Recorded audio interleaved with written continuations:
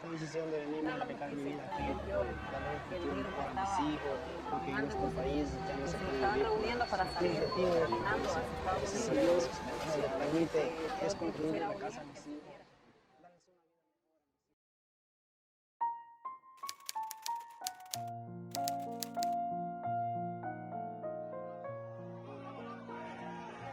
The global problem of migration, which we believe all of us have encountered in some form or another. To study this crisis, we visited Tapachula, Mexico, along the Guatemalan border, which serves as a case study of North America. In 2019, 272 million people were affected globally due to migration, with 58.6 million affected in North America alone. Many of them have endured hardship and trauma and are left with no choice but to leave their home in order to find another way to survive. In 2017, a quarter of residents of the countries of Honduras, El Salvador, and Guatemala, known as the Northern Triangle, reported being victims of crime. These situations created a drastic change in their lifestyle for the worse, causing a majority of them to have to flee and migrate. Poverty is unfortunately prevalent in the Northern Triangle, with large percentages of the population being affected. Many children even drop out of school in order to help their parents with income. They often turn to gangs as a means to survive when there is no other choice. Over the years, caravans heading north travel in large groups, believing safety in large numbers and means of sharing information. Caravans, however, also become easier targets for gangs and cartels looking to harm and exploit migrants. Many of the difficulties and risks migrants encounter include drowning, dehydration, and hypothermia. With a lack of medical accessibility, it can be treacherous and life-threatening throughout their journey. In 2020 alone, there has been a 3,500% increase in migration. Such inflow of migrants creates a severe lack of shelters as well as safety within the shelters, from which the migrants are more susceptible to the dangers of crime. Resources are of utmost essential, particularly water. In the Sonora Desert along the US-Mexico border, which takes 3 days to cross, a migrant may lose up to 3 gallons of body water per day.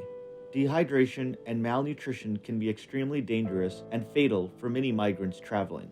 La Bestia, or the Beast, is a freight train network migrants use to hitch rides northbound. Throughout this route, death and amputation have become common amongst the migrants due to the lack of knowledge and safety protocols, a risk they are willing to endure with the hopes for a better opportunity.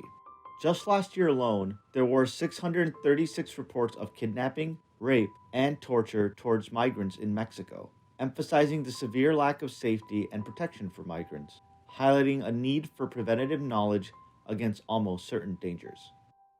According to Human Rights First, water, phone, and food, in that order, are what a migrant needs to be successful on his or her journey. A phone specifically is an important tool to retrieve information of essential needs during their travels. Crime and poverty are some of the reasons migrants flee their homeland in search of a better life. Thus, it is an ethical duty to inform migrants of the many dangers which lie before them throughout their journey. We have researched and analyzed data of migration flow for a strategy towards a safer journey.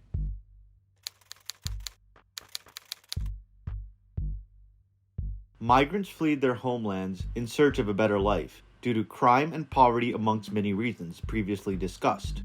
Throughout this journey, a migrant may experience many dangers. The major issues for migrants can be separated into 2 categories. One focuses on harm by others, including exploitation, abuse, rape, and death. The other consists of environmental and societal obstacles such as unemployment, harsh environment, and malnutrition. From 2014 to 2019, the trend of migrant deaths in the Americas has been on the rise.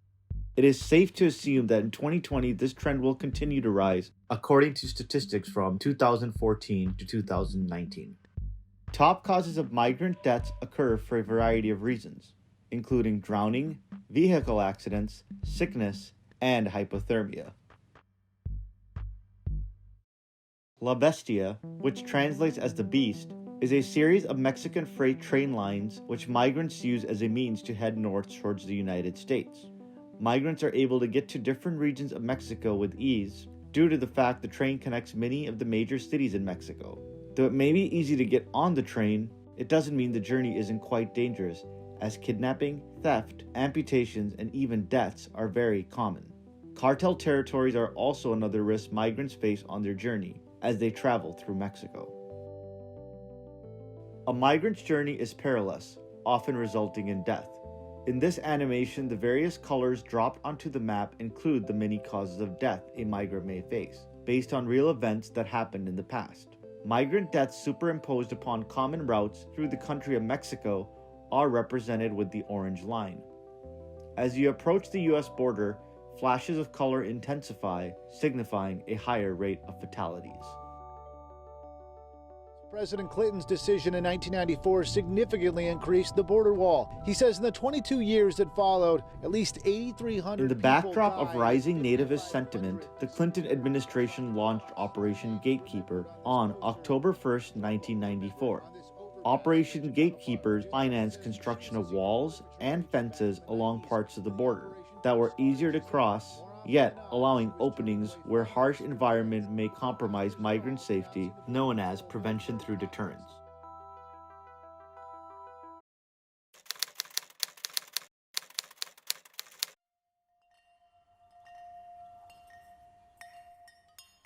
The psychological burden one goes through is often more traumatic than the physical dangers.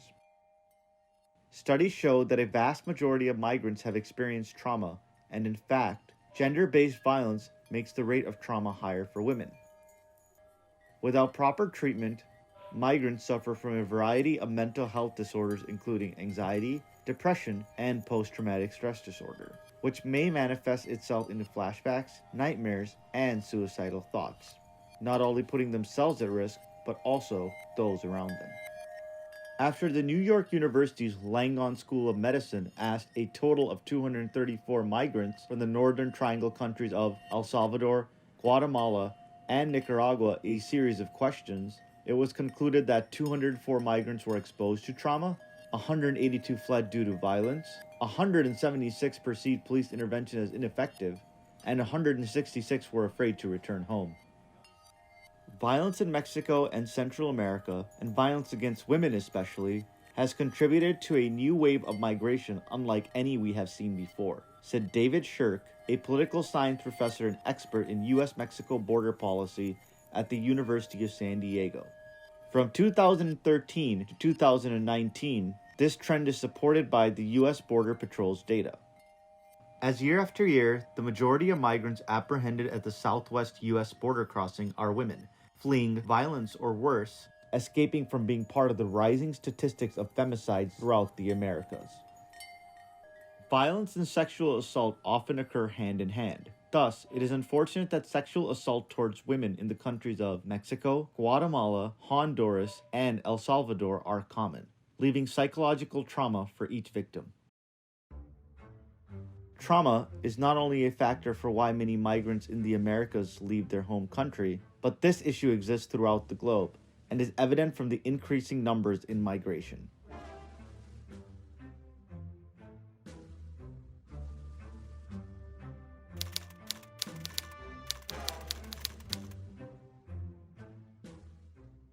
Groups of migrants come together with the philosophy of strength in numbers in mind.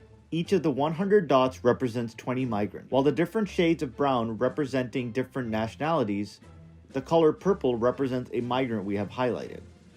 The prime location where migrant caravans groups split into smaller groups are where geographical and political borders meet. An example of this being the Mexican city of Ciudad Hidalgo, located on the Suchati River between Guatemala and Mexico. Caravan groups split up for the following reasons: stealth, speed, as well as disagreements and debates about the best possible routes. Caught by authorities, primarily due to anti-migration policies, agreed upon the Mexican government to comply with the US President Donald Trump's immigration policies, or demotivated by the hardships of the journeys, many migrants are forced to return to their countries of origin, as represented by the color yellow.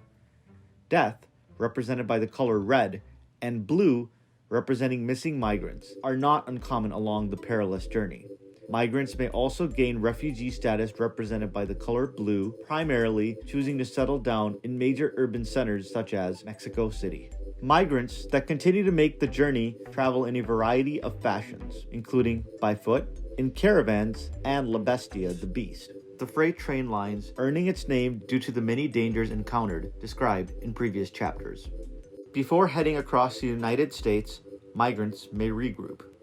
Depending on the kindness of others, hundreds of migrants stay at shelters such as Casa San Juan Bosco in Nogales, Mexico, located just south of the Arizona border. Here, they are offered a warm place to sleep and food to eat.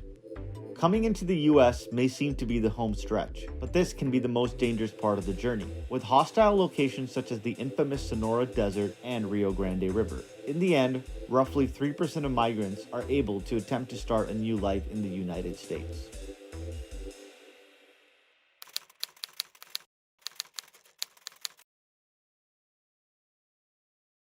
Contributing to migration flow patterns, digital infrastructure may be even more beneficial than physical infrastructure. This map shows the US and Mexico's active cellular data network in 2006. At that time, Mexico's network was non-existent compared to the United States, and going forward, they've been roughly 10 years behind. Migrants communicate via these networks, which are crucial to their journey. Due to the cell network closely following major roads and highways, they also trace the path of the main migration routes, as shown in orange. This timeline shows the progression related to the internet within the last half-century. Highlighted are specific internet innovations and events, which we find impactful towards migrants throughout the world. Whether it's in communication, information, or navigation, these aspects of the internet are tools which allow migrants to be successful on their journey. In 1973, the first generation of cellular data, commonly known as 1G, was introduced. And since, it has evolved into 2G, 3G, 4G, and now 5G. 3G was a notable generation in which cellular data was first used, and since, speeds of cellular data have increased significantly. The web isn't only a place where migrants communicate and learn information, but it is also a means to send and receive money to one another via digital payments. In recent years, digital payments have become more common in smart devices for electronic purchases globally. Devices that may be used for the internet include smartphones, tablets, and laptops. The table above compares varying features of different apps, which we believe can be beneficial for a migrant. Though most features in these apps are free, some require a fee. Lastly, certain features of apps require checks and balances by having an approval process before certain information can be published.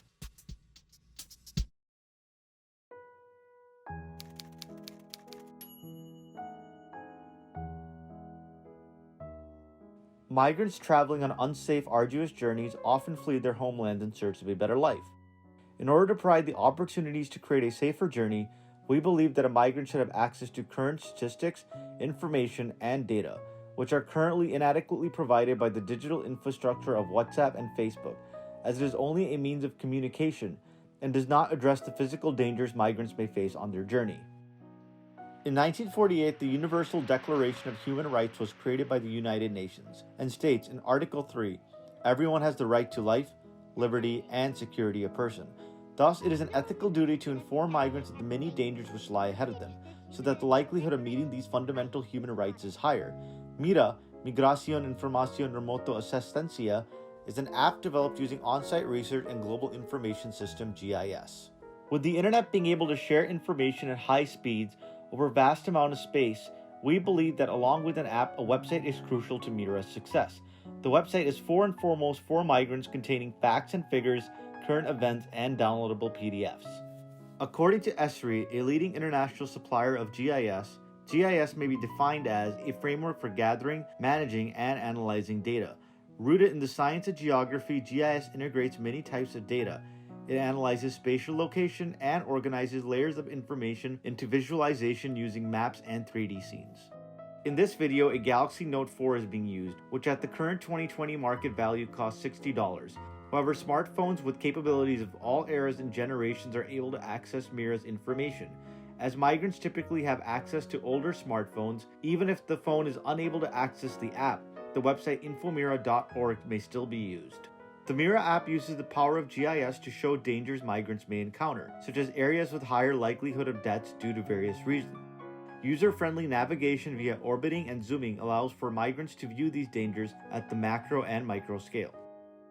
The following maps are examples of screenshots from the MIRA website, allowing migrants to be better prepared. Various colors in the live globe represent not only where a migrant died, but also how they died, allowing them to avoid dangerous areas. Here, the freight train known as La Bestia, the Beast, is shown along with deaths on this route. Here, a migrant may be able to choose the most logical route.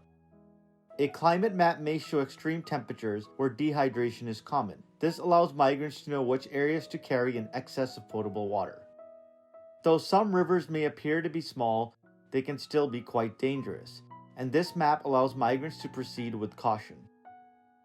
At MIRA, we have only just begun to scratch the surface of the capabilities of GIS and how it can be used to help migrants.